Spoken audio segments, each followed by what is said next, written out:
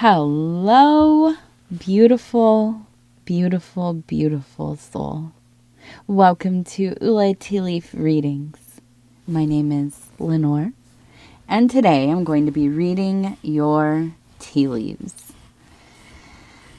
So, I'm doing this reading on, what is today? March 2nd, 2026. And I want to bring that up because tomorrow is a huge portal, a huge gateway. This reading will be coming out on that day. And the energy is so heavy, so oppressive feeling today. I had a really hard time starting this reading, and I couldn't get it together. But here we are. We're going to do this thing. We're going to do it together. I know it doesn't feel like the best of days. And maybe, I don't know, maybe some people are having great lives right now. That totally can be. And if you are, many blessings upon your head. Yeah, but I think that the majority of us, not great right now. So we're here together. Let's look at our tea leaves. Let's see this is a collective reading, by the way. And if you want to subscribe or leave a comment, it helps the channel. I don't know. The channel is in free fall. I'm not really worried about I don't know. I'm just doing these readings as therapy maybe. I don't know. But I'm happy to be here with you. Okay, let's go ahead. We have a person over here. They have the number 5 or the letter S on their shirt. You can see. Let's get up close. Here is the head. Here is the upper torso. It would be right here, the 5. Okay, and almost like the feeling of being jinn or a genie or some kind of etheric kind of elemental being, right? An apparition, if you will. Something. Now I don't know. I don't know if it is something that maybe is quite literally an intelligence that is kind of entering your life, right? And it is definitely anchored in some specific, I don't know, race of entities or species or, whatever. Symbolically, it means that there is opportunity, there is luck, if you will, in your life, okay? You have 3 ways. We know that the triad is always kind of tied to the jinn or the genie, who is the one that, you rub the lamp and then the genie comes out and you have 3 wishes, right? But what also comes with wishing and being given gifts in life, especially if it's something that has not been worked for, right? Something you have not trained for or learned or spent time doing, and then, found your rhythm, your way, and then you become successful in that. When you're just kind of handed things, and there's nothing wrong with that, but when you're handed things, we don't have the same kind of functional understanding that we might have if we have slowly built something or created the luck in our life, right? One baby step at a time, putting the whole thing together. So when you have opportunities like this, or an assortment of opportunities like this, you have to be very mindful about what is realistic for you.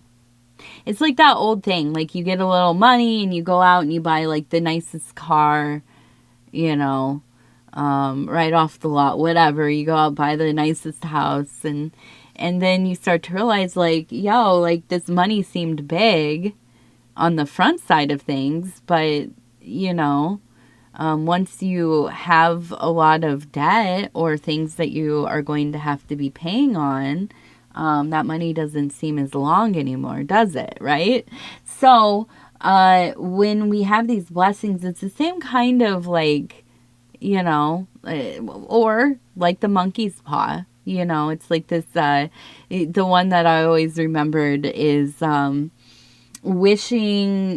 wishing, right? Getting this wish, and then they wish, oh, I wish my, my whoever they loved who has passed away comes back. Now, they didn't specify they wanted them to be renewed, right?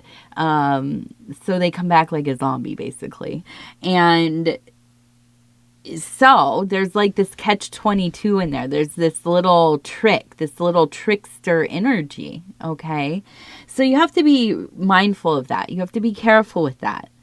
I am a firm believer, and this is maybe something, you learn, and it might not mean too much to you right now, but unless, you're maybe a practitioner of magic or something of some kind.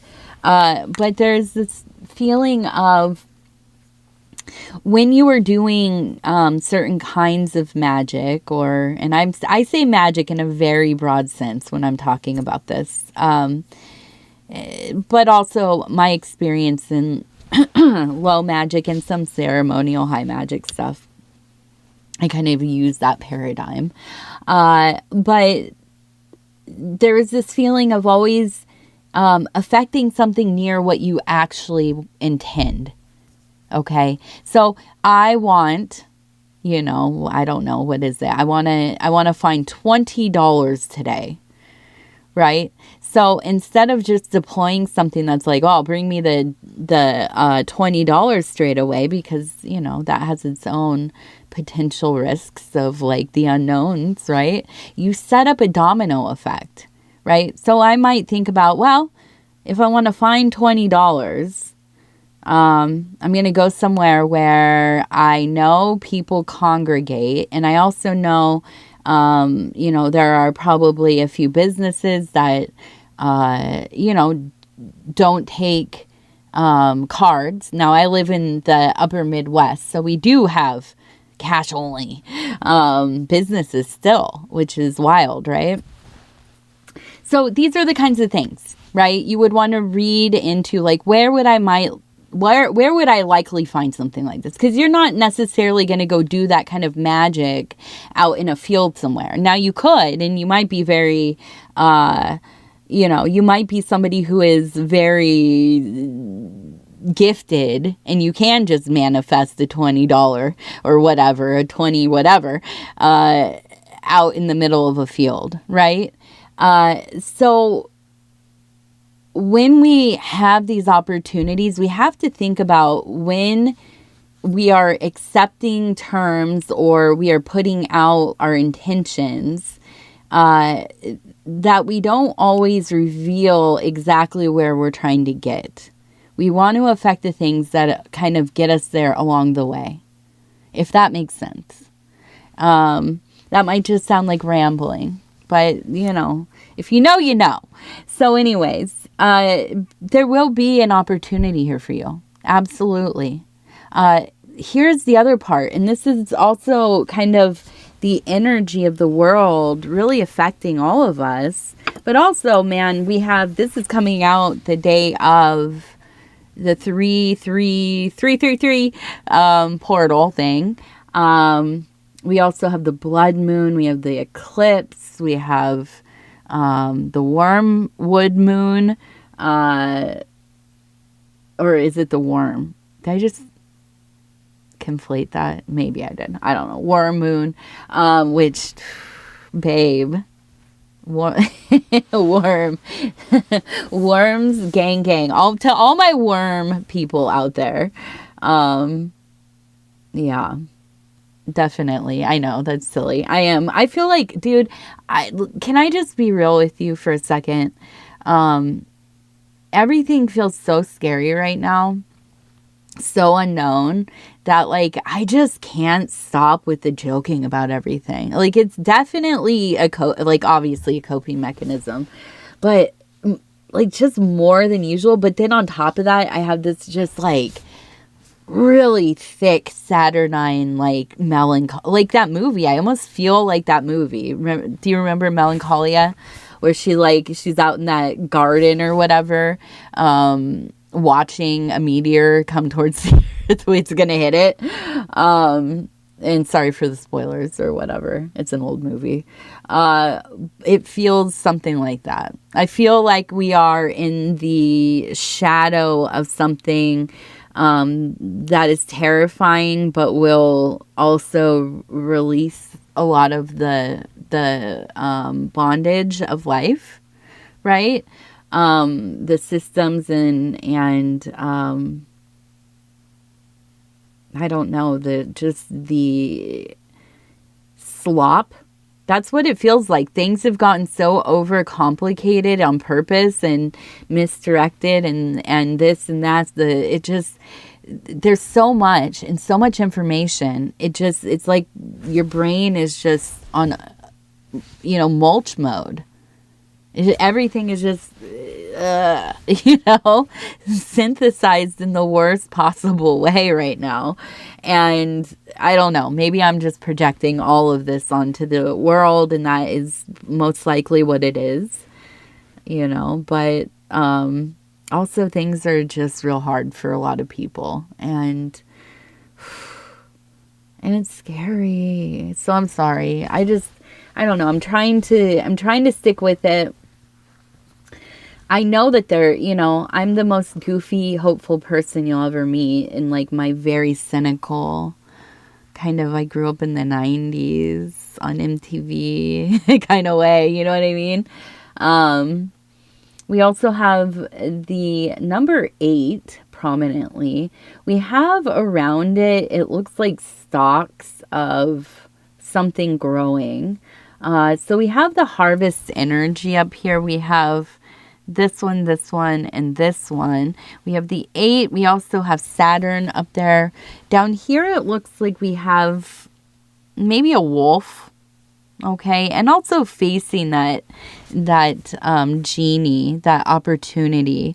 But again, let me just tell you, these are very precise movements you need to make. Okay, when making choices about what you are going to accept and what you're not going to accept, because it's the fine,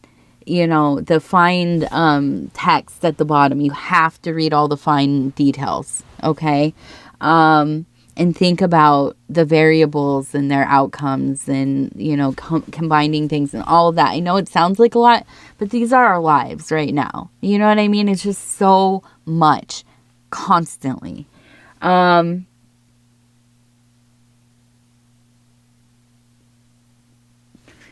don't,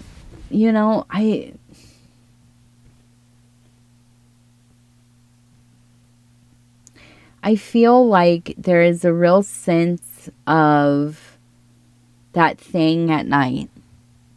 You know what I mean? When you're in your house, like imagine you're like 13, 12, maybe, I don't know, 10, 11, 12, 13. I was scared until I was like, I don't know, how old am I? How old was I yesterday? Of all the creaking and all that. There's a real feeling of that I'm home alone. I know what I should do, but I've never experienced any kind of real, like, direct, and I think collectively and individually, we're going through this process of like accepting the reality of a lot of things at the same time. A lot of things that we probably already knew somewhere within us, or we've already heard this, or, but there was no, this is what's going on. There was at least that, and it's weird to say this, but kind of the respect of like hiding it a little bit from the greater. And now it's just, it's just out there, and it has been, but now we're seeing it. It's being pulled to the front where we can really see it. And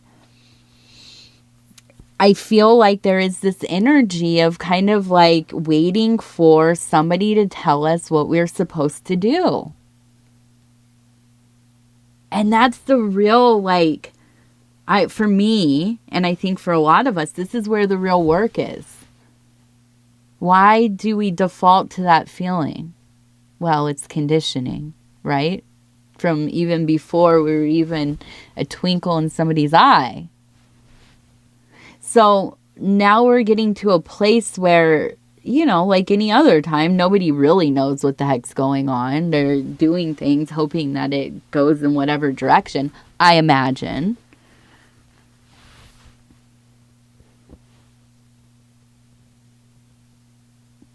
But I don't know why, but more than any other time, we have so much access to information. I don't know why it's engineered that way, but that's where we're at.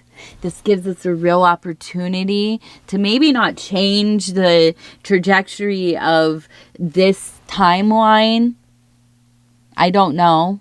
But it gives us the opportunity to really kind of mine for those deeper ideas, concepts, to use this as a driving force to go deeper into self, to do the self work, to figure out how to escape that karmic cycle. Right?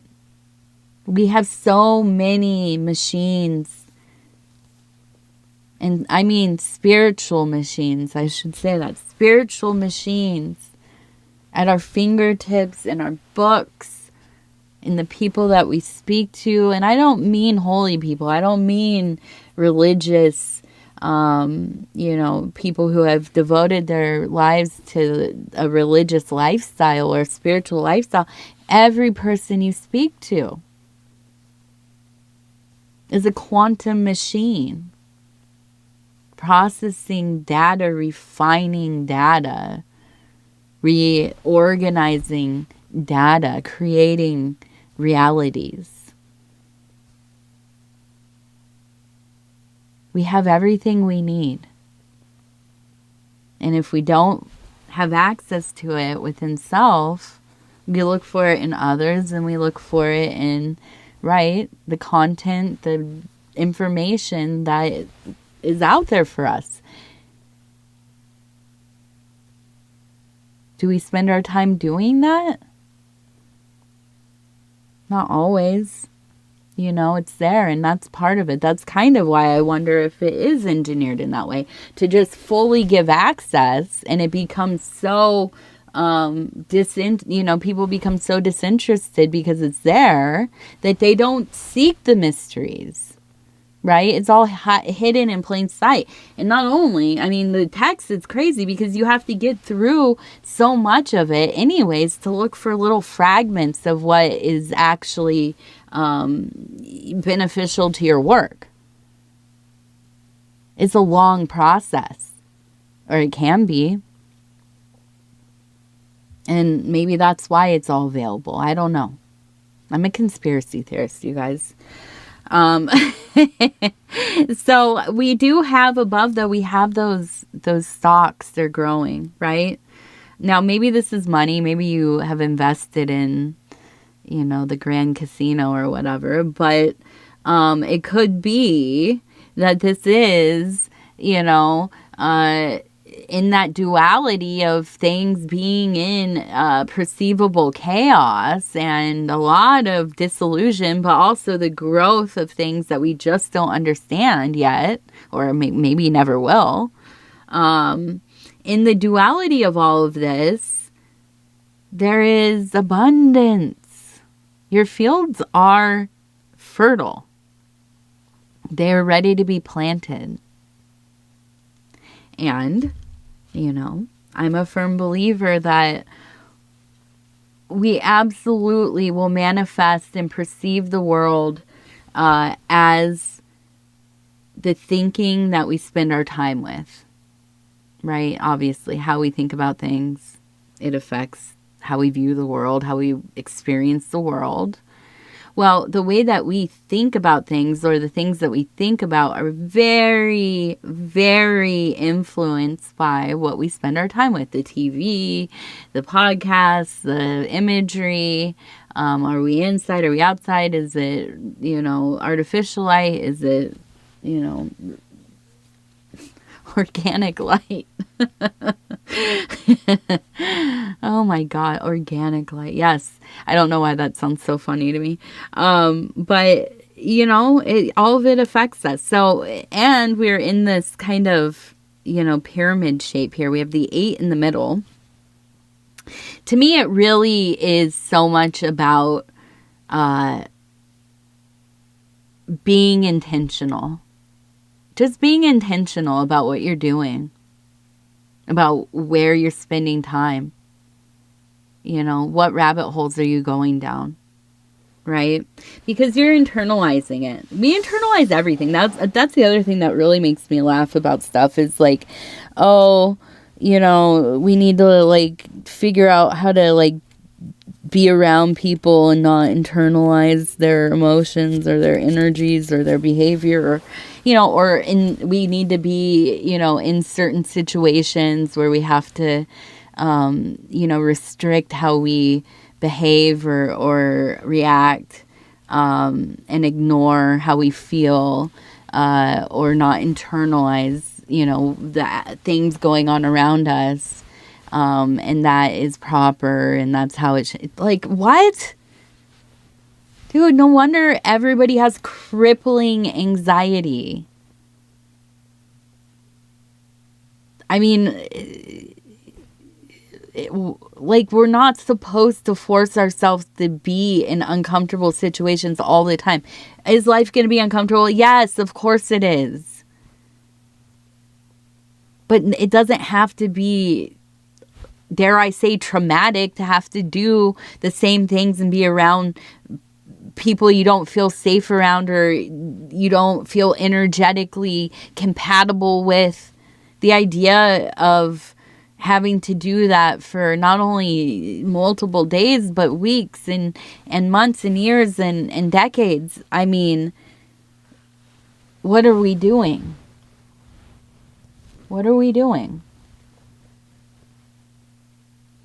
And I understand it's a privilege to even just think about that, or to even have an opinion on it. But, if we are going to do anything with ourselves, it is, we have to at least start to realize that it's okay to not put ourselves in situations that make life feel too hard to live. I mean, it's so simple, and it's so difficult because of the way we set up our lives, the way that greater social life is set up. I don't know. Anyways, here we go. We have, it looks like definitely Hathor energy. We have a person here next to a cow that's right here. We have the crescent moon up here.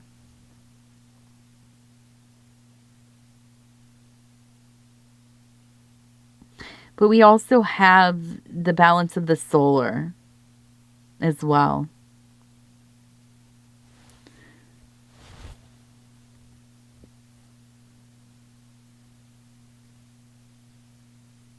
And behind we have another animal. We have to me it looks like a farmyard, right? And even we have a pile of manure over here. We have one of the ancient fertility goddesses, okay? So we move into a place of, and this really, to me, it's so much about trying to figure out how you are going to manage your own life realistically as things most likely start to change for all of us. How are we going to have abundance in our lives? You know, it's not only is it about learning how to create these things, like literally figure out how to like get the means to get the things that you need to survive, right?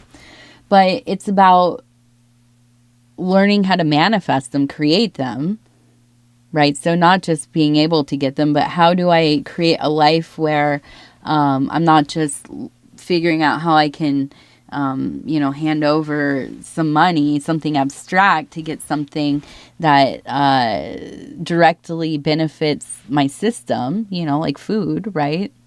But also learning how to put back into that greater network of, food, or basically. And so what I'm trying to say is something like, instead of figuring out how, you also have to figure this out. We have to figure out both of them. Let's be real. How to be able to buy food, make money to buy food, or get money or assistance or whatever it is. We also need to learn how to grow food, how to raise food, how to collect food. Okay. I'm not like one of these big, off-grid or whatever. I don't even, homesteading, I think, is the niche or whatever. To some degree, but not greatly, right? But I do know that not that long ago, and absolutely right in this very moment, all over the world, besides, I live in America, so I'm speaking from that experience, that people have very, they're in food deserts, right? They're in supply chain problems. They're in economies where they can't afford very basic things. Most of us are right at that point here in the Americas, but yes, in North America. And we need to be learning. And I think a lot of this, it really is this, like, if you are on this tip or not, right? If you're already, you've been riding the wave, maybe you even grew up that way, being able to do things for yourself, having skills and I don't know, maybe you're like that person that everybody loves in the suburbs somewhere that has the chickens and that one rooster, and shout out to you. Whenever I hear a rooster in the hood or out in the city or whatever, that makes me so happy. It really does. But, I think that there's really, there's no denying that things are going to change. They are changed. They're different every day, it feels like. So, I think it's just this kind of little nudge towards education and most importantly, educating self. And educating self doesn't mean that you have to just teach yourself. You can't have any help. It's getting out there and finding the resources for yourself to know how to do stuff. I'm a big believer in just inviting yourself to do things. Like there's somebody that my husband knows that, we know as a family, but it's one of my husband's people. He farms and stuff. And, I want to learn how to butcher. I don't want to be like the biggest expert in the world or anything, but listen, I want to know what I'm doing. I want to know how it's supposed to be done so I can see, how I fare, and I cook a lot too. That's a part of it. But, and I do ask. I'm not totally rude and feral, but, I'm saying next time you have a round of things going on, I'd like to come over and watch or whatever. I'd like you to show me how to prepare them. And you know, sometimes it just be like, you just got to find people and you got to tell them, you got to ask them, you know, we have to get out of our comfort zones and, you know, at the risk of sounding kind of corny or whatever, we have to really, really activate our communities. And that if it's online, right? You know, I see a lot of these different groups of people doing all kinds of, you know, studying together, learning things together, witches and practitioners of all kinds, and, you know, doing spiritual work together on the internets and stuff like that. So we're not limited, right? At least I don't think so, to be able to connect with other people like that. And you know, hopefully in your community, there are people who know how to do things. We just have to get back to that old school, you know, getting to know a few people. Like, here's the other thing. We all need to know at least one or two neighbors. If you have neighbors around you, if you are lucky enough to be in a place where you feel safe enough to know your neighbors, or that you have any at all, we should be knowing at least one or two. Now, I'm not saying you have to be best friends, but, you know, this is something I myself have neglect sometimes. And, you know, some places I've known all my neighbors and I was friends with them and stuff. In other places, you know, you just kind of, you know, say hello in passing a little bit here and there and whatever. Watch them from the blinds, you know, see what they're doing. No, I'm kidding. Not really. I mean, I do like to watch what's going on, you know, but you should know. You should know somebody on the block, okay? So that's your homework. Go meet a neighbor, at least one. Because, listen, when things get a little bit sticky, when they get a little bit sketchy, and they really might, you want to know somebody who's down the way, okay? You want to know at least somebody. Hopefully they also have a good head on their shoulders. That's always a plus too, but, you know, you can't always win the lottery. All right, let's see. We have... It looks like the letters C-A. And then we have a heart. Ooh, we have another heart right here. Oops. We have a heart here. We have a person kind of kneeling down. Oh, okay. Oops. I literally just missed the thing. Okay. We have a heart here. And then we have, it looks like a C-A. But also this one looks like a house. So it feels to me that you have somebody who you love and they love you. I